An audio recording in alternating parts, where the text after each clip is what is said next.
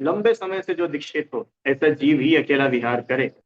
बुद्धिमान हो, समस्त परीक्षाओं को जीतने वाले हैं, समस्त गुणों से सुशोभित है, ऐसे मुनियों को शास्त्र में एकल विहारी होने की आज्ञा है।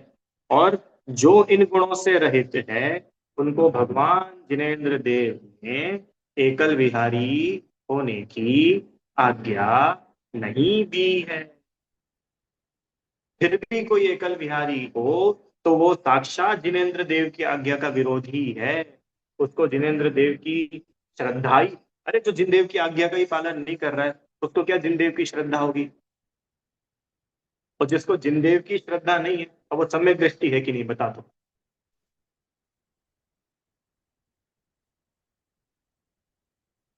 हो गई बात। भी लोग बोलते भैया कैसे पता करे कि द्रव्यलिंगी है कि भावलिंगी है? क्योंकि सम्यक दर्शन किसी का दिखता थोड़ी है, वो तो अंदर की बात है। तो ऐसे दिख जाएगा भाई, जिसको जिनेन्द्र देव के वचनों को ही श्रद्धा नहीं है, जो जिनेन्द्र देव के वचनों का ही पालन नहीं कर रहा, ऐसा जीव कैसा सम्यक दृष्टि है? पता चल जाएगा। फिर वापस से किसी की जांच परख करने के लिए सारी बातें नहीं, हम स्वयं अगर होवे तो हम कम से कम ऐसे तो ना होवे, तो सारी बातें। नहीं तो आप एक डायरी पेन लेकर के निकल जाओ पूरे इंडिया में, कौन से सच्चे और कौन से झूठे, आओ एक डेटा बनाए, तो तुम ही दुखी होगे। तुम्हारे डेटा इकट्ठा करने से कोई झूठे सच्चे नहीं बन जाएंगे। जिस जीव का जैसा मन होना है वो तो वैसा ही होगा। सबका परिणाम स्वतंत्र है भाई। अपन कौन होते हैं किसी पर दबलदारी करने वाले? अरे वो जीव जब जिनेन्द्र भगवान की नहीं मान रहा, तुम्हारी हमारी मान लेगा? क्यों? वो मारीची ने आदिनाथ भगवान की नहीं मानी, तो हमारी मान सकता है? अरे वो मारीची का असंख्यात वर्षों के बाद मोक्ष जाने का काल है, तो वो असंख्यात वर्षों के बाद जाएगा ना। नहीं समझ में आया? ऐसे ही वर्तमान में अगर कोई जीव अपने को दिखता हो तो उसको देख करके घृणा नहीं करना, उसकी कभी निंदा नहीं करना, उसको देख कर कभी ये नहीं सोचना ओ देखो ये तो पापी है, ओ देखो ये तो भ्रष्ट है, ओ देखो ये तो ऐसा, कभी नहीं करना। अरे भाई प्रत्येक जीव की अपनी अपनी योग्यताएं हैं। और जब जिसके मुंह जाने का नंबर आएगा वो सुलट जाएगा। और हम दूसरों को क्यों देखें, हम स्वयं को देखें ना पहले तो। समता में पढ़ के है ना, दया करो पहले अपने पर। हम अपना देखें कि हम अपनी भूमिका के योग्य कितने जिनेन्द्र देव की आज्ञा में चल रहे हैं, फिर दूसरों को देखने जाना। फिर दूसरों को देखते देखते जीवन पूरा हो जाएगा, पता नहीं चलेगा अपने को। इसलिए ज्यादा दूसरों को देखने में अपनी बुद्धि मत बर्बाद करना। मोटा मोटा दिख करके निर्णय हो जावे, उतना निर्णय करके जिसमें अपना आत्महित होता हो, जहां जैसा बने, सात तत्वों की सही श्रद्धा बनती हो, वो कार्य पहले में पहले करने योग्य है। इन उलझनों में बिल्कुल भी नहीं पड़ना, ये वाले संघ के सच्चे है और ये वाले संघ के झूठे है, ये 10% सच्चे है और 90% झूठे। आपका ये कैलकुलेशन पूरे जीवन भर भी आप करोगे ना, पूरा नहीं होने वाला। बिल्कुल पूरा नहीं होने वाला। मैं अपने अनुभव से बता रहा हूँ आपको, बिल्कुल पूरा नहीं होगा। इसलिए अपने अंतरंग में आकुलता नहीं होवे, द्वेष परिणाम नहीं होवे, कषाय पैदा ना होवे, राग द्वेष ना बढ़े, वीतरागता बढ़ती जावे, वो कार्य करने योग्य है साधना की। अगर हमको एक बार में पता चल गया कि ये व्यक्ति ठीक नहीं है, तब छुट्टी। अब उसके बारे में ज्यादा ज्ञान गणित लगाने की जरूरत नहीं है कि भैया ये तो ऐसा भी कर रहे, ये तो वैसा भी कर रहे, ये तो वहां भी चले जाते, ये तो ऐसा भी कर लेते। अरे भाई जब एक बार में समझ लिया ना कि गलत है, गलत है तो अब छुट्टी करो। अब उनके पीछे मत पड़ो, इन्होंने तो ऐसा बोल दिया, इन्होंने तो ऐसा कर दिया। गलत व्यक्ति गलत ही तो काम करेगा। तो जब गलत व्यक्ति गलत काम कर रहा है, तो उसको जान करके हम आश्चर्य में क्यों जा रहे हैं? हाँ, गलत व्यक्ति सही काम कर दे तो आश्चर्य हो सकता है। नहीं आया समझ? और गलत व्यक्ति से तो गलत काम एक्सपेक्टेड है। हाँ वो तो होगा। ये है वस्तु स्वरूप विचार खुशी से, सब दुख संकट सहा कर।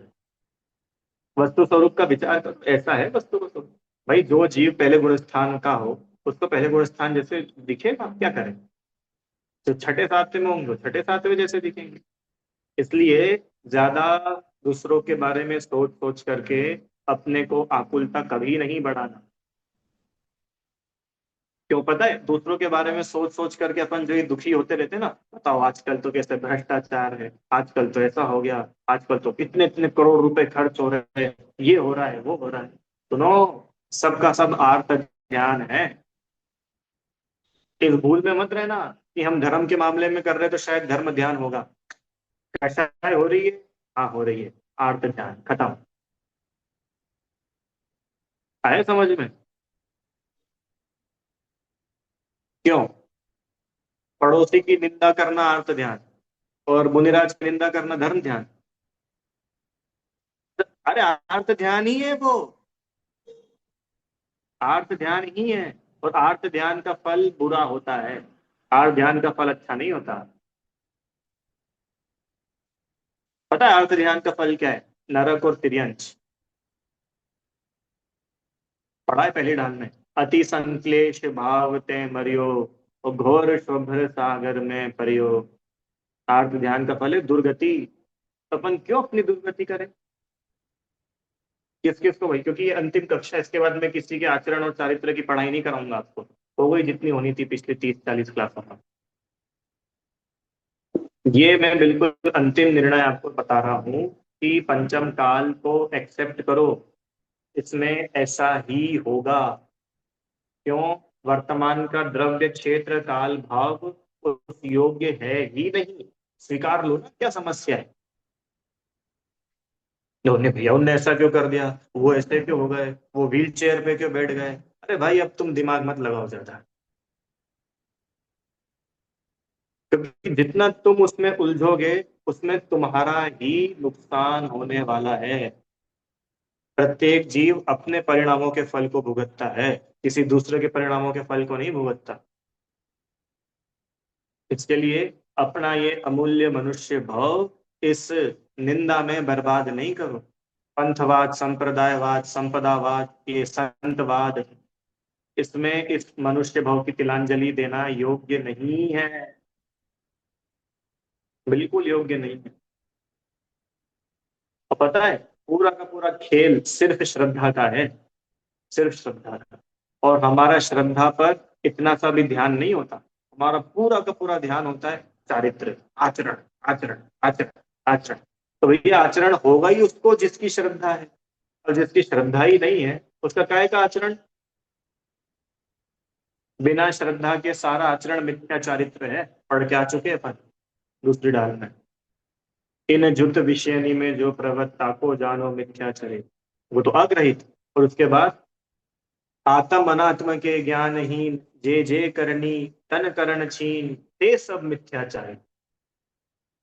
तो वो पढ़ से बुद्धि बढ़ाने के लिए थोड़ी पड़ी थी वो बातें, वो ये समझने के लिए पड़ी थी कि वास्तव में बिना सम्यक दर्शन ज्ञान के आचरण सच्चा होता ही नहीं। अब तुम क्यों आचरण की कंप्लेंट लेकर के बार बार आ जाते हो?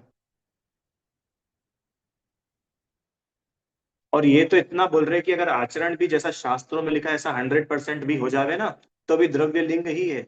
असली मोक्ष मार्ग तो भाव लिंग से शुरू होगा, सम्यक दर्शन सहित। और तुम उसी आचरण को लेके पकड़े बैठे हो। यह बहुत गजब का है जिन शासन। इन टाइम पास बातों में अपने को बिल्कुल भी नहीं उलझना चाहिए, बिल्कुल नहीं उलझना चाहिए। क्योंकि जितना अपन उलझेंगे उतना अपना समय क्षति होगा। और अच्छा मेरे को बताओ, आप अपन सब कोई ऐसा नहीं, इस क्लास में सब लोग ऐसे होंगे जिन्होंने जीवन में एक आधे एक ना एक बार तो ये सोचा होगा कि ये ऐसे है और ये ऐसे। चार लोग बैठे होंगे तो चार लोग बैठ के बुराइयां भी करते हैं, सब पता है भैया हमको। ये वाले ऐसे, इन्होंने ऐसा करा या उन्होंने ऐसा करा, इतने करोड़ खर्च करा दिए, वहां ऐसा करा, वहां समाज के झगड़े हो गए, ये हो गया वो हो गया, पता जाने क्या है। तो वो सारी बातें करने के बाद में निष्कर्ष क्या निकलता है? क्या निकलता है निष्कर्ष? कुछ भी नहीं निकलता है। ओ भैया उनकी वो जाने, खत्म। फिर और 10-15 दिन बाद इकट्ठे होंगे, फिर वही टॉपिक लेके बैठ जाएंगे, फिर निष्कर्ष क्या निकलेगा? ओ भैया उनकी वो जाने, अपने को क्या करना, खत्म। जैसे लोग बीजेपी और कांग्रेस की निंदाई बुराई प्रशंसा करते हैं ना पान की दुकान पे खड़े होके, तो टाइम पूरा हो जाता है तो अपने अपने घर चले जाते हैं। ऐसे ही लोगों ये निंदा में अपना समय पूरा करते, निष्कर्ष कुछ नहीं निकालते, सबको सिर्फ एक टॉपिक चाहिए बात करने का, सिर्फ बात करने का कोई टॉपिक हो अपने पास। और व्यक्ति को मालूम क्या लगता है कि वो धर्म का काम कर रहा है, ये और भूल बैठी रहती है अंदर, क्या ये तो धर्म का काम है। धर्म, अरे धर्म किसी टॉपिक, किसी बात का विषय अगर धर्म हो तो वो बात धर्म की नहीं हो जाती है। राजनीति चाहे भारत पाकिस्तान की हो, चाहे धर्म के मामले में हो, राजनीति राजनीति है। क्यों? क्योंकि वो मैटर नहीं करता आप किसके लिए कर रहे हो, वो तो कषाय है कि नहीं है ना, बस वो धर्म नहीं है, खत्म बात। जहां कषाय का अंश भी आ गया वहां धर्म नहीं है, क्योंकि धर्म तो वीतरागता का नाम है। आया समझ में? इसलिए भैया, अपन सब लोग, मैं मेरे लिए भी बोल रहा हूँ और आप सब के लिए भी बोल रहा हूँ, और आप सब अपने लिए भी रोज रोज बोलना कि हमें इन चीजों में नहीं उलझना है। क्यों नहीं उलझना है? क्योंकि ये ऐसा ही चलेगा। तो ऐसा चलेगा तो सामने वाले से भी घृणा निंदा करनी है क्या? उससे द्वेष करना है क्या? कि द्वेष नहीं करना है, समता भाव होवे, किसी की भी इतना सा भी द्वेष नहीं हो। भैया उन्होंने ऐसा कर लिया, वैसे ठीक है, कोई बात, समय आने पर सबका कल्याण होता है। अपन तो अपने कल्याण का एनालिसिस रिपोर्ट निकालो, अपन कहाँ तक पहुंच पाए।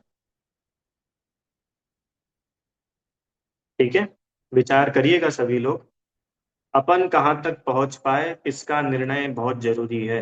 दूसरा कहाँ तक पहुंच गया उससे अपने मोक्ष मार्ग का कुछ भी नहीं लेना देना है। मैं कहाँ तक पहुंच जाऊंगा उससे आपका कुछ लेना देना नहीं है। आया समझ में? और आप कहाँ तक पहुंच गए इससे मेरा कुछ लेना देना नहीं है। अंजन चोर निरंजन हो गए और जनता उनकी बुराई ही कर रही थी, क्या होगा उससे? बुराई करने वाले पाप बांध रहे थे, और जिसको अपना काम करना था वो तो अपना काम करके भगवान बन गया जीव। ठीक है भाई, इसलिए किसी की निंदा नहीं करना। इतना है, देव शास्त्र गुरु और धर्म, इसकी श्रद्धा अपनी बिल्कुल ऐसी हो कि पूरी दुनिया एक तरफ हो जाए और हम एक तरफ रहे। ये अमूढ़ दृष्टिपना जीव के अंदर होवे तो वो मोक्ष मार्ग में द्रुत गति से आगे बढ़ता है। ठीक है, कॉम्प्रोमाइज नहीं करना, सिद्धांतों के नाम पर कॉम्प्रोमाइज नहीं करना, कभी कॉम्प्रोमाइज नहीं करना। आचार्य देव ने, ज्ञानी जनों ने जो मूल तत्व ज्ञान, मूल सिद्धांत हम लोगों को बतलाया है, उससे कभी भी किसी कीमत पर कॉम्प्रोमाइज कभी नहीं करना चाहिए। चाहे कोई कितना बड़ा सा बड़ा व्यक्ति अपने सामने खड़ा हो जाए, नहीं कर, वो बोले तुम्हारी गर्दन काट देंगे, बोलो राग में धर्म है, बोलो भैया तुम काट दो, ताकि राग में धर्म नहीं है, वीतरागता में धर्म। और उदाहरण चाहिए तो मिल लो टोडरमल जी से।